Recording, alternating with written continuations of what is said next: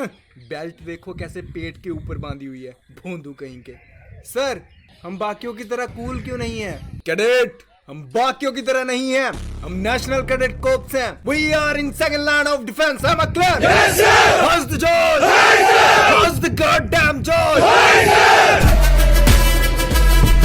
मैंने इसीलिए NCC join की थी क्योंकि मैं इंडियन आर्मी में जाना चाहता था। आई एम सॉरी सर, लेकिन आपकी सुपर पावर्स क्या हैं? I am Indian army. लेकिन बहुत जल्द मुझे मेरी औकात पता चल गई थी। जवान, ये क्या कर रहे हो? दुश्मन सामने है, गोलियां चलाओ। ये सर, क्या करूं? कैसे लाते हैं इसे?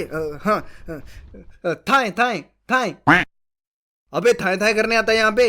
नहीं सर, सॉरी सर। सॉरी नहीं बोलना, ग्राउंड के चक्कर लगाना। लगाओगे?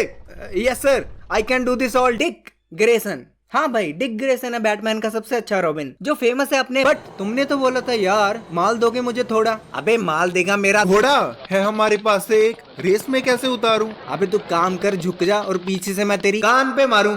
ये सब करने आते हो कॉलेज? ये कोई मंडी दाना है? मंडी दाने से लाई हो ये? इससे अच्छी तो कबूतर की मिट्टी। मेरे देश की मिट्टी सोना उगले उगले हीरे मोटी होगी है खा खा के। तो तू कौन सा टॉम क्रूज है? शर्ट पहनी है फैंसी सी, आता जाता कुछ है नहीं और करने निकला है एनसीसी। मेरी एकेडमिक लाइफ का बेस्ट एक्सपीरियंस। बैक टू 2014, मैंने बॉलीवुड मूवी से इंस्पायर्ड होकर कॉलेज में बहुत ही ख्वाहिशों के साथ एडमिशन ली। बट 80,000 के शूज है, 80,000 के, तेरा घर जाएगा इसमें। ओह बॉय, बहुत जल्द मुझे रियलिटी का पता चल गया था। पढ़ाई में 0, fashion sense -10, confidence -infinity। Reality is often disappointing. लेकिन एक दिन अवतार कहाँ जा रहा है? एनसीसी में एडमिशन लेने। NCC? Soldier boys, army thug life.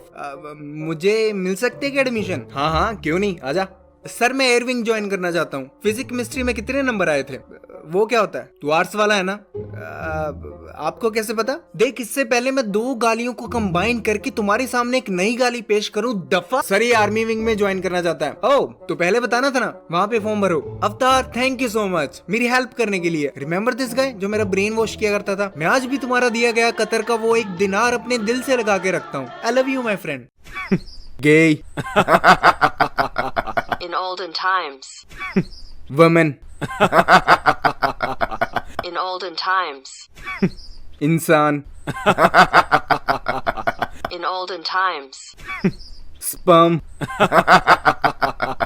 In olden times. Atomic particles. In olden times. Conscious. In olden times. God. In olden times. Nothing. So form भरने के कुछ दिन बाद हमारा ग्राउंड टेस्ट हुआ, जिसमें pushup, situp, chinups, rope climbing and running थी। और इन सारे के सारे टेस्ट में मेरी परफॉर्मेंस सबसे बेकार थी, इसलिए उन्होंने मुझे रिजर्व स्क्वाड में डाल दिया। बड़ी कोई रेस नहीं थी, ये टेस्ट था विल पावर का। इसलिए जब हमें लास्ट टास्क मिला ग्राउंड के 5 चक्कर मारने का, बिना रुके बिना क्विट किए, तो वो मैंने कंप्लीट कर दिया। एंड सरप्राइजिंगली ये टेस्ट आधे से ज्यादा लोग कंप्लीट नहीं कर पाए। एंड अल्टीमेटली हार ना मानने की वजह से मेरी एनसीसी में सिलेक्शन हो गई। भाई, अब तो एनसीसी में सिलेक्शन हो गई, अब बस आर्मी में जाना है। आर्मी में जाके क्या करोगे? अपनी बीवी बच्चों को खत लिखेंगे, डियर माला, अपने आप को और बच्चों को मेरी तरफ से पप्पी देना। लेकिन भाई, मेरी तो शादी नहीं हुई, मैं किसे खत लिखूं? अपनी फ्यूचर वाइफ को लिख दे, मुझे क्या पता। Hello my loving future wife, hopefully तुम अपने करंट बॉयफ्रेंड के साथ एंजॉय कर रही होगी, जिसके साथ तुम शादी करोगी, ऐसा तुम्हें लगता है। लेकिन oh boy, I am gonna surprise you. जो कौन है योर बॉयफ्रेंड? शादी तो मैं ही करूंगा तुमसे। ओके, जोक असाइड, सीरियस बात करते हैं। माई लव, मैं तुम्हें जिंदगी भर के लिए ठूस ठूस के राशन खिलाऊंगा, उसके बदले में मुझे भी कुछ चाहिए ना? तो ज्यादा कुछ नहीं, बस जिस भी जनरेशन का लेटेस्ट प्ले स्टेशन चल रहा है वो ले आना। ऑब्वियसली मैं दहेज नहीं मांग रहा हूँ, बस एक छोटा सा गिफ्ट चाहूंगा तुम्हारी तरफ से। बाकी दहेज में तो मैं मारुति मांगूंगा। Regards your loving future boyfriend. तो जल्दी ही हमारी एनसीसी की क्लासेस शुरू हो गई, और यहाँ मैं चुटपुट बच्चों वाली जूनियर डिवीजन एनसीसी की बात नहीं कर रहा हूँ। हम छोटे छोटे बच्चे हैं, दांत हमारे कच्चे हैं, हम भी लड़ने जाएंगे, सीने पे गोली खाएंगे। एज यू फिश मदर ककर।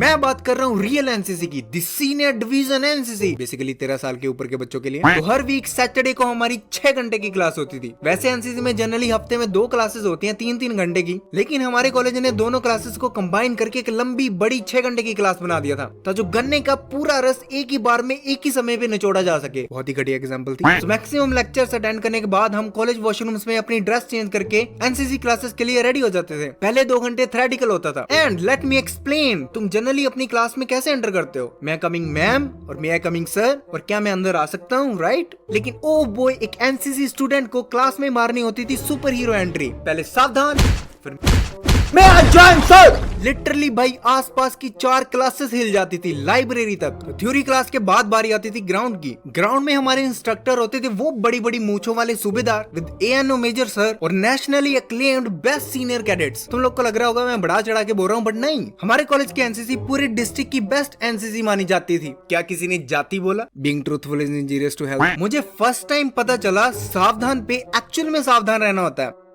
हिल क्यों रहा था बे? सावधान पे हिल क्यों रहा था? बेल्ट ढीली क्यों है तेरी? चल ग्राउंड के फ्रंट रोल मार क्या।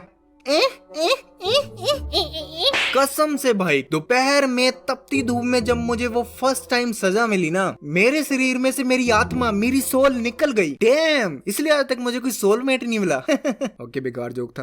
तो सारी दोपहर हम ड्रिल करते, अपन ड्रिल करते, तुम चिल करते, अनुशासन सीखते, एकता सीखते, चीखते चिल्लाते, और जो भी हमारे सीनियर्स बेसिकली हमें बोलने को कहते वो हम करते। और लाइफ में फर्स्ट टाइम मुझे एक्चुअल मीनिंग पता चला ऑर्डर मानने का। देखो, अगर तुम्हारे सीनियर तुम्हें बोल देना कुएं में जाके कूदो, तो नेक्स्ट सेकंड तुम कुएं में होने चाहिए। आर्गू करना तो दूर की बात, ऑर्डर मिलने के बाद तुम अपने सीनियर से आंख भी नहीं मिला सकते। हालांकि हमें कुएं में कूदने के लिए बोला नहीं गया, ऑब्वियसली यहाँ पे बैठ के वीडियो थोड़ी बना रहा होता। Being dead is injurious to health. और अच्छे से थक के पसीना बहाने के बाद शाम को हमें मिलती थी रिफ्रेशमेंट, जिसमें हमें सैंडविच, बनाना, कोल्ड ड्रिंक, पेस्ट्री और कई बार समोसे भी मिलते थे। और ये सबका फेवरेट पार्ट था, और ये सब कुछ हमारे टीचर खुद के पैसों से दिलाते थे, क्योंकि सरकार ने एनसीसी स्टूडेंट्स के रिफ्रेश फंड को बंद कर रखा है। इसी वजह से हमारे बैच के बाद किसी को आज तक रिफ्रेशमेंट नहीं मिली। Sad life for NCC student. कोई ना भाई, टेंशन न ले, अच्छे दिन आएंगे। भाई ये तो मोदी जी ने बोला था। तो मोदी जी को जानता है? हाँ जानता हूँ, बिल्कुल जानता हूँ। अरे मोदी जी नमो। छोटू 2 कप चाय लेके आ।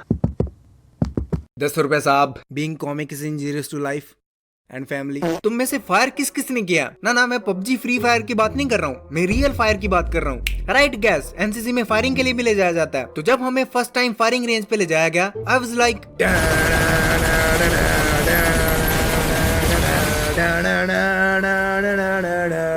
कुछ ऐसी इमेजिनेशन हम सबके दिमाग में चल रही थी। लेकिन जब हम वहां पे पहुंचे, भाई ये तो फुस्की बम से भी बुरा हाल है। फिर भी पोपड़ी वालों, तुम में से कितने हैं जिन्होंने रियल गोलियां चलाई हैं? चाहे वो गोलियों के नाम पे मजाक था, लेकिन फिर भी बोलने के लिए मैंने 15 गोलियां चलाई हैं। वो अलग बात है, निशाने पे सिर्फ एक ही लगी थी, नकारा बंदा हैंड्स प्रूफ। इसके अलावा हमें 26 जनवरी की परेड पे भी ले जाते थे। दिल्ली परेड की बात नहीं कर रहा हूँ, वहाँ पे 6 फुट से ऊंचे लौंडे जाते हैं। मैं कहाँ 2.5 फीट का बच्चा वो दिल्ली परेड के सपने देखता। बाय द वे, वैसे मैं दिल्ली आया हूँ। दिल्ली आए हो? हाँ आया हूँ। कुतुब मीनार देखा? नहीं।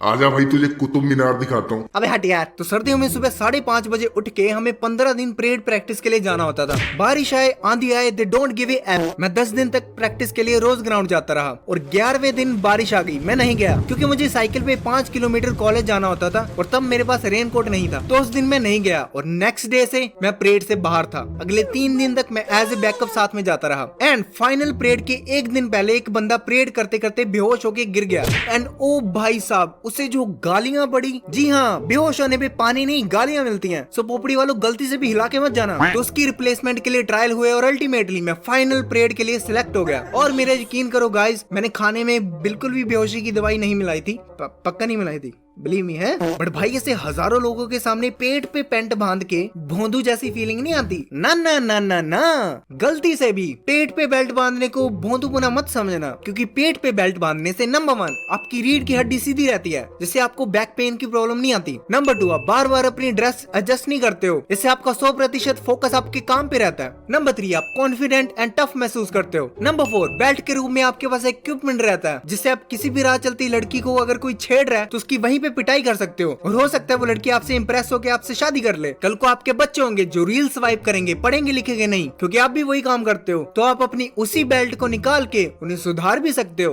You welcome. एंड इन सब के अलावा मैंने 3 कैंप्स भी अटेंड करे हैं, बहुत मस्ती करी थी, वो बहुत ही गजब स्टोरीज हैं, उन पे एक सेपरेट वीडियो बनती है, आप पार्ट 2 बोल सकते हो, जो मैं थोड़ा रुक के लेके आऊंगा। एनसीसी का इम्पैक्ट मेरी लाइफ में बहुत तगड़ा रहा है। एक इंट्रोवर्ट का होदा एनसीसी में जाके एक लीडर बना जिसने 62 कैडेट्स की कंपनी को लीड करा। बट ये सारी स्टोरीज नेक्स्ट टाइम के लिए। इन दी एंड एक सोल्जर की लाइफ बहुत टफ होती है यार, मैंने बहुत करीब से देखा है, सो रिस्पेक्ट देम। जय जवान जय किसान। Being dead is injurious to health.